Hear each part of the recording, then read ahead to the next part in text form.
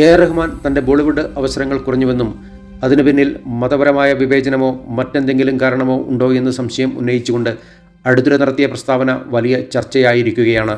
എന്നാൽ യഥാർത്ഥ പ്രശ്നം അതല്ല. അത് തമിഴ്നാട്ടിലെ ചില ഭാഷാവാദികളുടെ അമിതമായ ഹിന്ദി വിരുദ്ധ നിലപാടാണ്.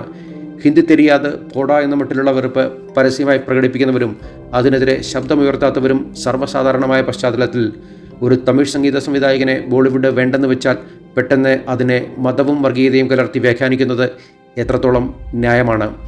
പ്രതിഭ എന്നത് എക്കാലവും നിലനിൽക്കുന്നതല്ല. കാലഘട്ടങ്ങൾ മാറുമ്പോൾ പുതിയ ശബ്ദങ്ങൾ വരും, പഴയവർ പിന്നോട്ടു പോകും. അത് സ്വാഭാവികമാണ്. റഹ്മാൻ്റെ പ്രതാപകാലത്തെ പാട്ടുകൾക്കുണ്ടായിരുന്ന മാന്ത്രികത ഇന്നത്തെ പല ഹിന്ദി ഗാനങ്ങളിലും ഇല്ലെന്ന് പലരും കരുതുന്നു.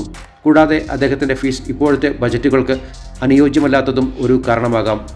ഏറ്റവും പ്രധാനം, കഴിഞ്ഞ ഒരു ദശാബ്ദത്തിനിടെ ബോളിവുഡ് സിനിമകളുടെ ഗുണനിലവാരവും പ്രസക്തിയും നന്നേ കുറഞ്ഞു എന്നതാണ്. ഗാനയുഗം അവസാനിച്ചതോടെ വലിയ ഹിറ്റുകൾ കുറഞ്ഞു.